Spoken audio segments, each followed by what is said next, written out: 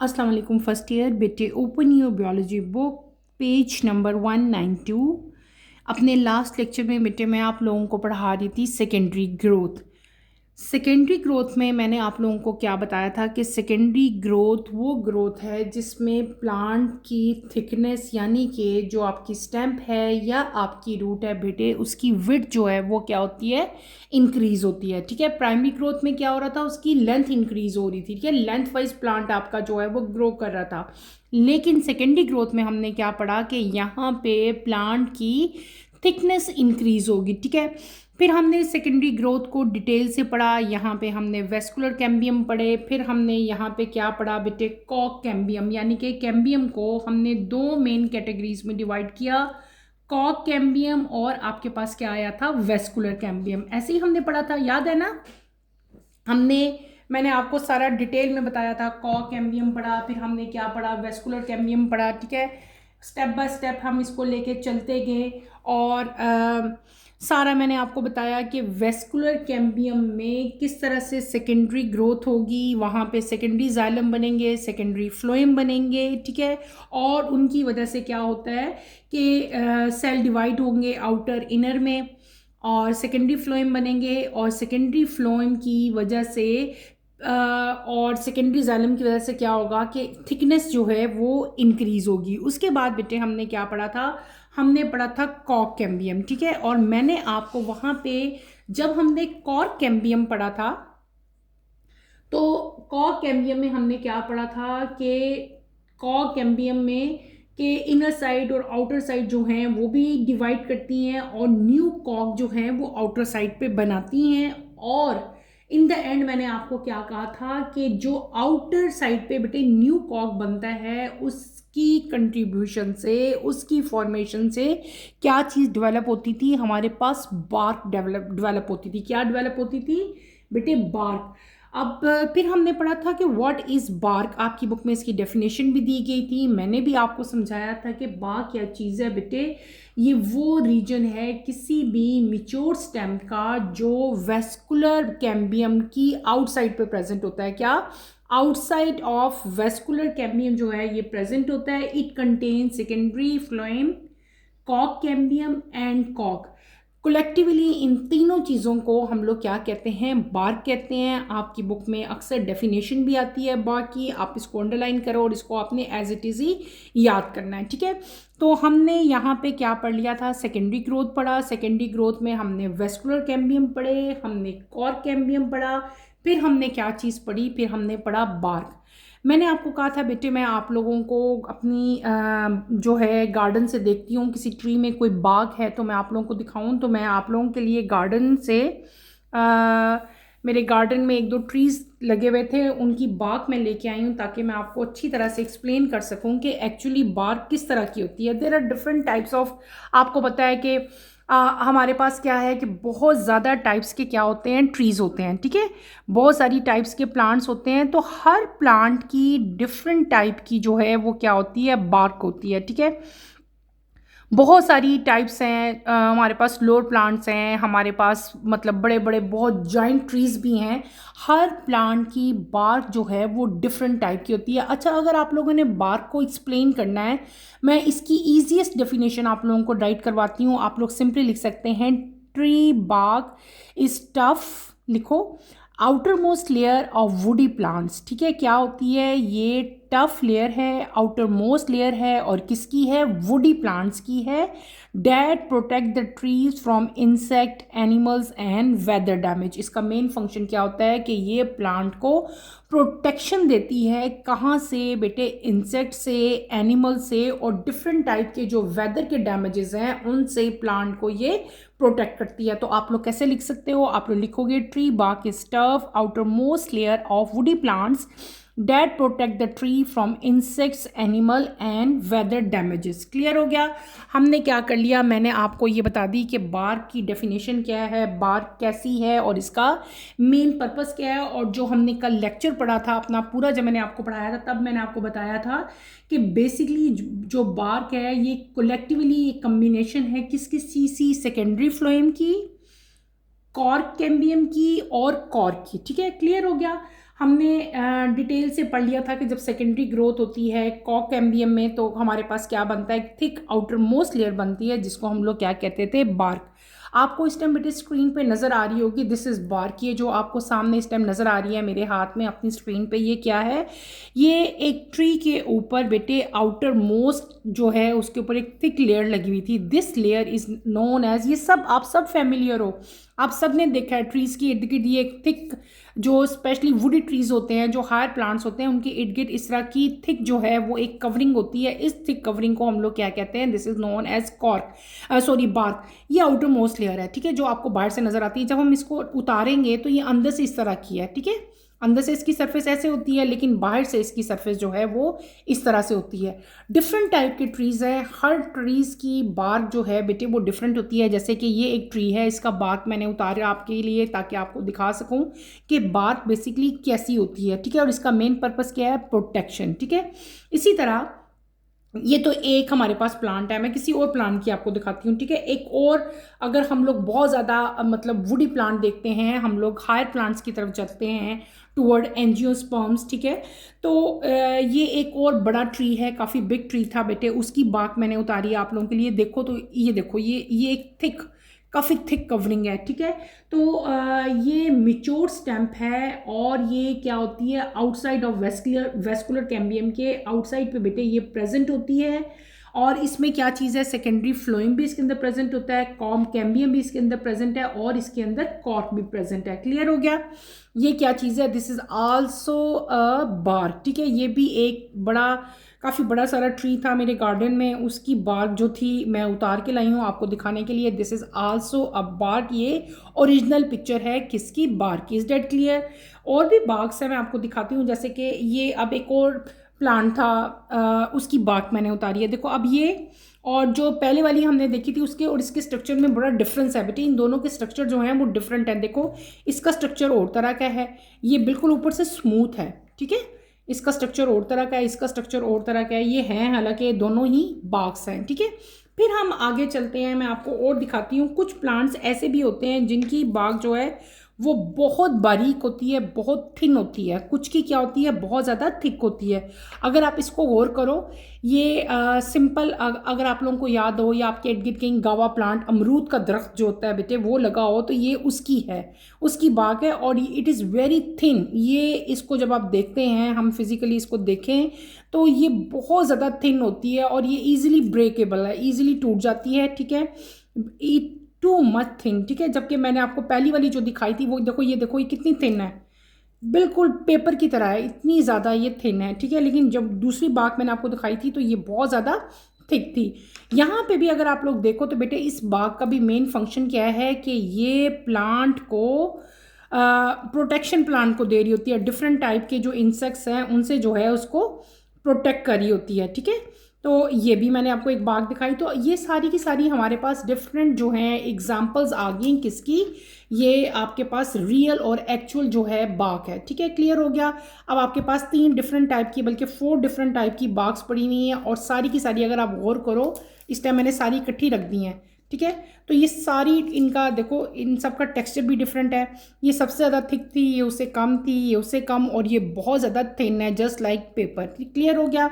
I hope कि अब आपको जो है बार्क अच्छी तरह समझ आ गई होगी कि बार्क किसको कहते हैं, बार्क क्या चीज़ है, वो मैंने आपको अच्छी तरह से एक्सप्लेन कर दी। क्लियर हो गया। मैं आपको इसकी कुछ एक्चुअल और भी पिक्चर्स दिखा देती हूँ कि बाग बेसिकली बेटे होती कैसे। हम इसको भी ले लेते हैं। ये क्या चीज़ होगी, ये मैंने आपको रियल जो एक्चुअल पिक्चर्स हैं बाग की वो दिखा दी। डिफरेंट प्लांट्स की थिक भी हैं हमारे पास, जो हैं वो थिन भी है, ठीक है। बहुत सारे इनके पर्पसेस भी होते हैं। इवन कुछ बाग्स ऐसी होती हैं, इस टाइम जो बाग मेरे हाथ में है ना, ये जो है स्पाइसेस के तौर पे भी, कि हमारे किचन में भी, हमारी कुकिंग में भी इसको हम लोग यूज़ करते हैं, ठीक है। फॉर स्मेल पर्पस कुछ जो हैं उनकी स्मेल बहुत अच्छी होती है, उनको हम स्मेल के लिए अपने खानों में भी यूज़ करते हैं। कुछ बाग्स ऐसी हैं जिनको हम लोग मेडिसिन्स में भी बेटे यूज़ करते हैं, उनसे बहुत सारी मेडिसिन्स बनती हैं। कुछ ऐसी है जिनसे डिफरेंट टाइप के डाइज और पेंट्स भी बनते हैं। क्लियर हो गया। ये हमने क्या देख ली, डिफरेंट टाइप की हमने बाग्स देख ली। अगर अब हम इसकी, मैं आपको और भी 1-2 पिक्चर्स दिखा देती हूँ ताकि आपको फर्दर क्लियर हो जाए। ये भी आपको एक बाग नज़र आ रही है, ट्री है, ट्री के ऊपर जो है ये देखो जो थिक आउटर कवरिंग है, this is known as bark. ये देखो, अब ये पहली वाली से टोटली डिफरेंट थी, ये और तरह की थी, ये बिल्कुल समवट ऐसी ही है जैसे हमारे पास इस टाइम ओरिजिनल पिक्चर पड़ी हुई है। अगर देखो तो ये और वो बिल्कुल सेम है, लग रहे हैं ना सेम बेटे। ये जो मैंने आपको एक्चुअल दिखाई है और ये जो हम उसकी पिक्चर देख रहे हैं, दोनों पिक्चर्स क्या हैं हमारे पास, सेम है। Is that clear? अब आपको समझ आ गई। फिर आगे हम चलते हैं तो बेटे देखो, ये भी ये पहले वाली पिक्चर से थोड़ा सा थिन है इसकी बात, ठीक है, थिक नहीं है। आगे चलें तो ये बहुत ज़्यादा थिक है। तो ये डिफरेंट टाइप की हमारे पास क्या हैं, डिफरेंट टाइप की बाग्स हैं जो यहाँ पे नज़र आ रही हैं। मैंने आपको रियल पिक्चर्स भी दिखा दी और मैंने आपको वैसे भी खुद से भी जो है वो दिखा दी। क्लियर हो गया? आई होप कि अब आपको अच्छी तरह से समझ आ गया होगा कि बाग जो है वो कैसी होती है। क्लियर? अब हम चलते हैं नेक्स्ट अपने टॉपिक की तरफ। मैंने आपको क्या बताया था उसी टॉपिक को आगे लेके मैं चलूँगी। हमने क्या पढ़ लिया? हमने पढ़ लिया बार्क, ठीक है। बार्क मैंने बताया आपको, दिखाई किस तरह से होती है। देन उसके बाद हमने क्या पढ़ा था बेटे? मैंने आप लोगों को पढ़ाया था एनुअल रिंग्स, ठीक है।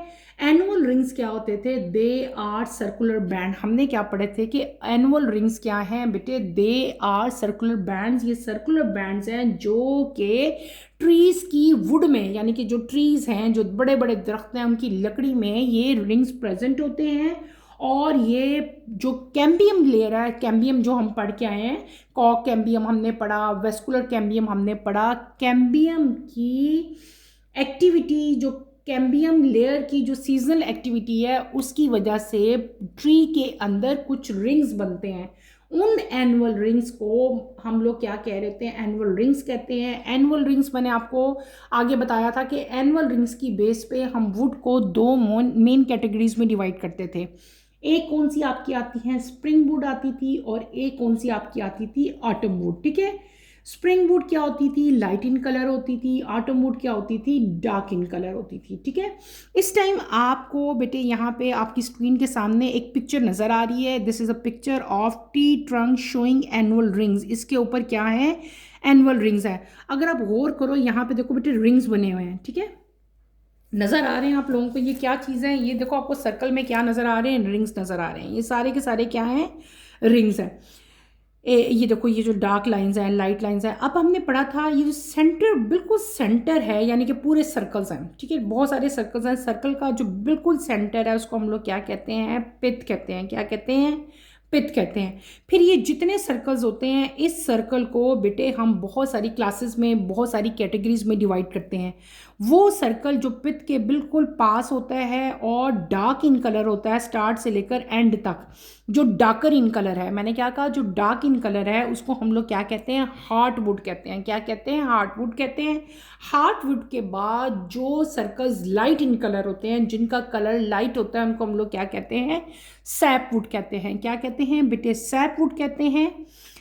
और जब इस तरह आपको सरफेस अगर कट करके ये दिखाई हुई है, थोड़ी सारी ऊंची है, नीचे से कट है, इस एरिया को जो रेडियल डायरेक्शन है, इसको हम लोग क्या कहते हैं? रेडियल सरफेस कहते हैं। ये कौन सी है? हमारे पास ट्रांसवर्स सरफेस आ रही है। और ये अगर ऊपर से इस तरह का ट्रांसवर्स सेक्शन काटें तो इस तरह के रिंग्स नजर आएंगे। अगर लॉन्गिट्यूडल सेक्शन काटो तो आपको इस तरह का स्ट्रक्चर नजर आएगा। This surface is known as tangential surface. इसको क्या कहते हैं? टेंजेंशनल सरफेस कहते हैं। अगर यहाँ पे आप लोग चलो तो ये थिक कवरिंग है, आउटर मोस्ट थिक कवरिंग है वुड की, उसको हम लोग क्या कहते हैं? बार्क कहते हैं। बार्क जो है वो दो तरह की है, ठीक है। एक आपको क्या बताया हुआ है? इनर बार्क, और एक आपको क्या बताया है? Outer bark. ये गौर करो इस पे, ये मेरे हाथ में क्या है? बार्क है। ये जो बार्क की ये वाली साइड आपको नजर आ रही है, ये क्या चीज़ है? This is outer bark. अगर आप इस साइड से देखोगे, ये जो ये वाली स्मूथ सरफेस नजर आ रही है, ये क्या चीज़ है? This is inner bark. ये क्या चीज़ होगी? इनर बार्क होगी। और ये हमारे पास क्या आ गई बेटे? ये आउटर बार्क होगी। इनर बार्क के अंदर जो है वो हमारे पास क्या चीज़ें हैं? एनुअल रिंग्स प्रेजेंट हैं, ठीक है। और इन्हीं रिंग्स को देखते हुए जो बियोलॉजिस्ट हैं, क्रोनोलॉजिस्ट कहते हैं उनको, जो प्लांट की एंड एक्चुअल जो उसकी बेटे एज होती है, वो इन रिंग्स को देखते हुए प्लांट की जो ट्री है आपका, उसकी एज जो है वो बताते हैं। और वो ब्रांच बेटे जो इस किस्म की स्टडी से रिलेटेड है, उसको हम लोग क्या कहते हैं? डेंड्रोक्रोनोलॉजी जो है, ये एक साइंटिफिक मेथड है जिससे हम लोग स्टडी करते हैं ट्री के रिंग्स को और एनालाइज करते हैं इसकी क्लाइमेट कंडीशन क्या थी, यहाँ पे कौन कौन से इन्वायरमेंटल फैक्टर आए, इन्वायरमेंटल कौन कौन से इवेंट्स आए, और एक्चुअल ट्री की जो इन रिंग्स को देखते हुए ट्री की जो है वो क्या बताई जाती है, एज भी बताई जाती है। ठीक है, क्लियर हो गया। तो ये हमने क्या पढ़ लिया, ये मैंने आपको दिखा दिया इंटरनल स्ट्रक्चर किसी भी ट्री के ट्रंक का। ट्रंक कहते हैं जो उसका मोटा तना है ट्री का, जो स्टेम्प है उसकी, उसको ट्री ट्रंक कहते हैं। तो ये क्या था, आपके पास ट्री ट्रंक की एनाटॉमी थी, और इसमें क्या हमें शो किया गया था, इसमें हमें शो किया गया था annual ring. Is that clear. ये क्या हमने देख लिए, हमने एनुअल रिंग देख लिए, मैंने आपको जो है स्ट्रक्चर बता दिया किसका, बार्क का। ठीक है, वो भी मैंने सारा आपको बता दिया। अब हमने क्या कर लिया, हमारा टॉपिक बेटे कंप्लीट हो गया। कौन सा टॉपिक, हमारा topic that is plant growth. दोबारा से इस पूरे टॉपिक को हम एक दफ़ा से इसके मेन पॉइंट्स मैं आपको बताऊंगी ताकि आप लोगों को याद रहें। ठीक है, हम रिटन फॉर्म में इसके मेन पॉइंट्स कर लेते हैं। बहुत इंपॉर्टेंट टॉपिक है, इसीलिए इस टॉपिक पे मैं ज़्यादा टाइम लगा रही हूँ और आपको कोशिश कर रही हूँ कि अच्छी तरह से समझा सकूँ। इसके प्लांट ग्रोथ जो है बेटे, इसके सारे मेन पॉइंट्स हम एक समरी की फॉर्म में लिखते हैं ताकि आप लोगों को अच्छी तरह से रिवाइज हो जाए कि हमने क्या क्या पढ़ा था।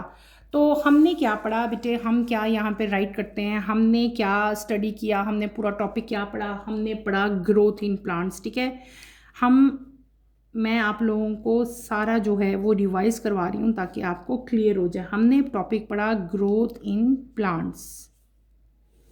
ठीक है, हम पढ़ चुके हैं, मैंने आपको डिटेल से ये पढ़ा दिया है, हम उसको रिकॉल कर रहे हैं।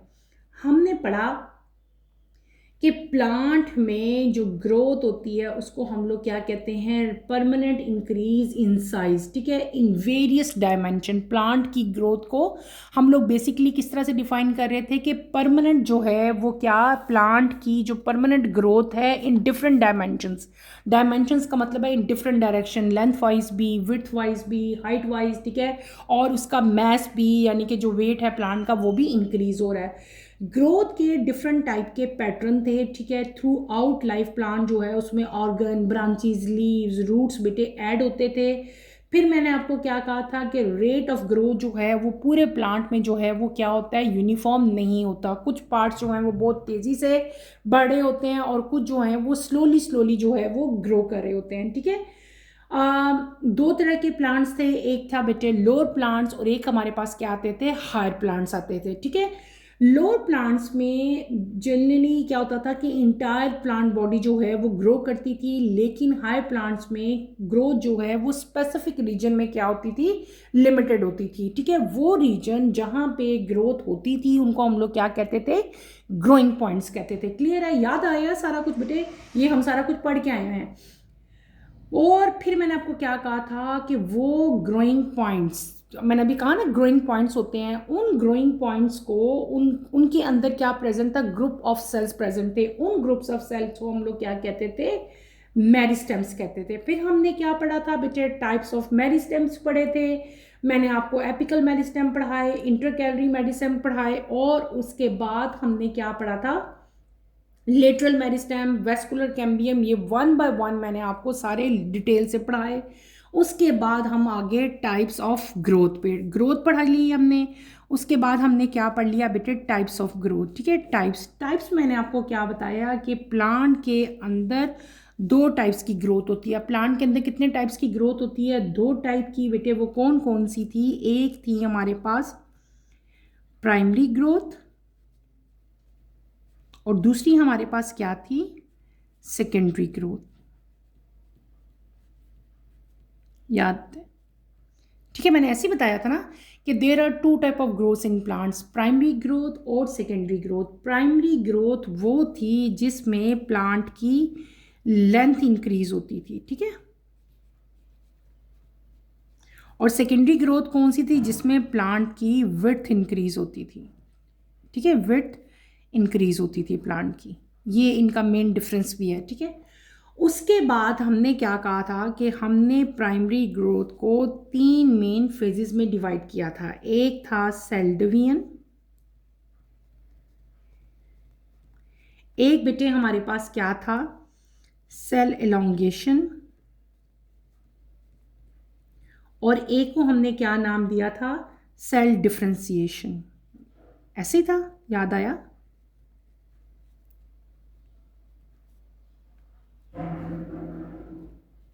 ठीक है। प्राइमरी ग्रोथ वो ग्रोथ थी जिसमें प्लांट की लेंथ इंक्रीज हो रही थी। इसको हमने 3 मेन फेजेस में डिवाइड किया था, cell division, cell elongation and cell differentiation.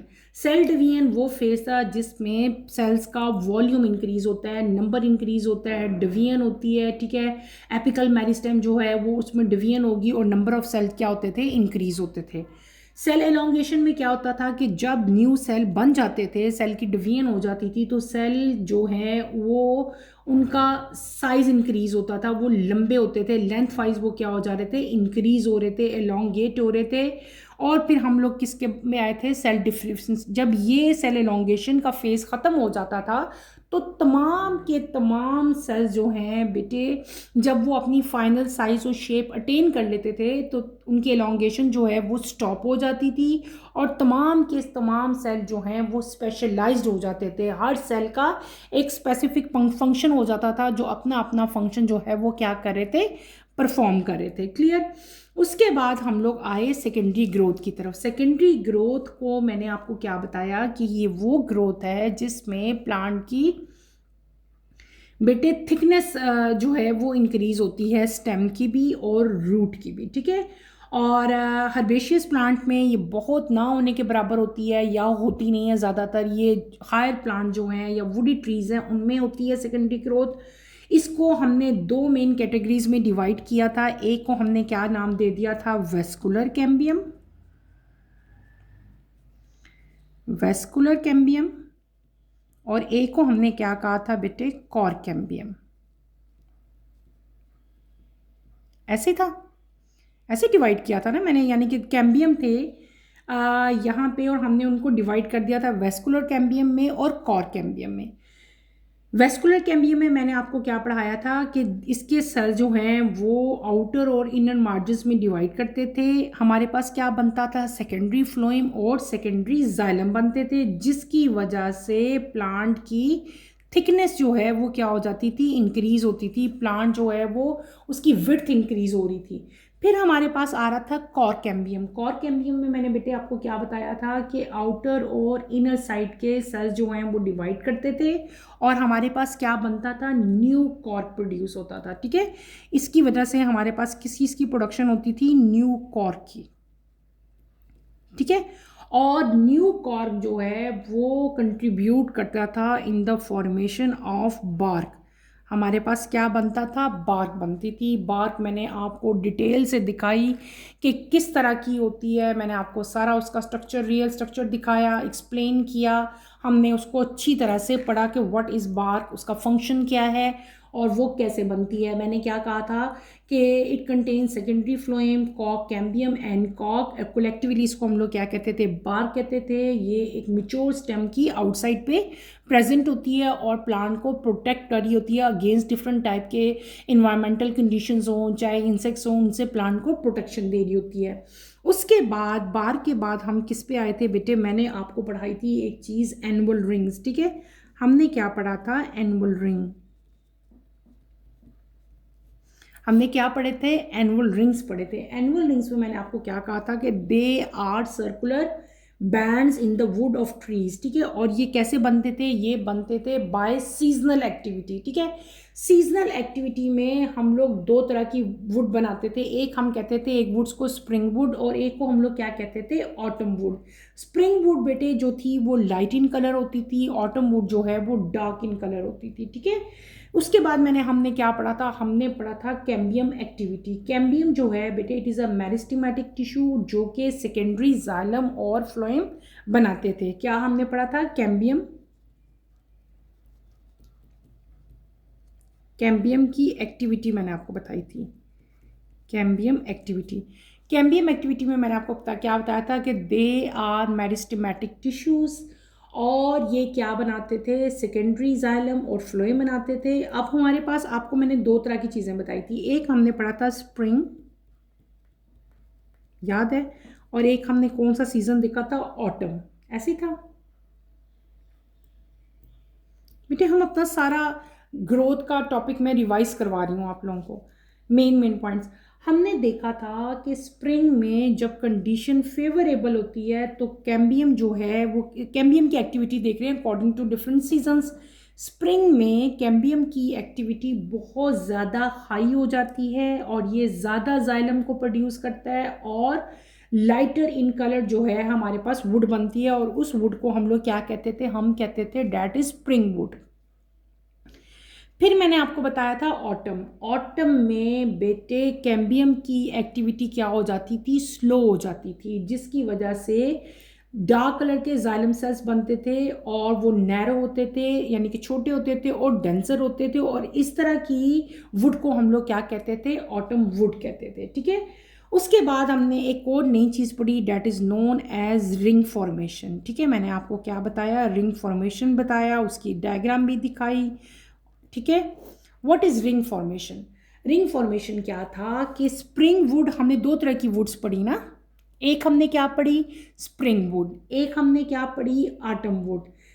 Spring would और ऑटम वुड की कम्बिनेशन से क्या दो तरह की वुड थी, एक थी स्प्रिंग वुड और एक कौन सी थी, ऑटम वुड। स्प्रिंग वुड और ऑटम वुड जब कंबाइन होते थे, स्प्रिंग वुड और ऑटम वुड की कम्बिनेशन से क्या बनता था, हमारे पास एनुअल रिंग्स बनते थे। क्या बनते थे, एनुअल रिंग्स बनते थे और a new ring is added each year, हर ईयर एक नया रिंग ऐड हो जाता था।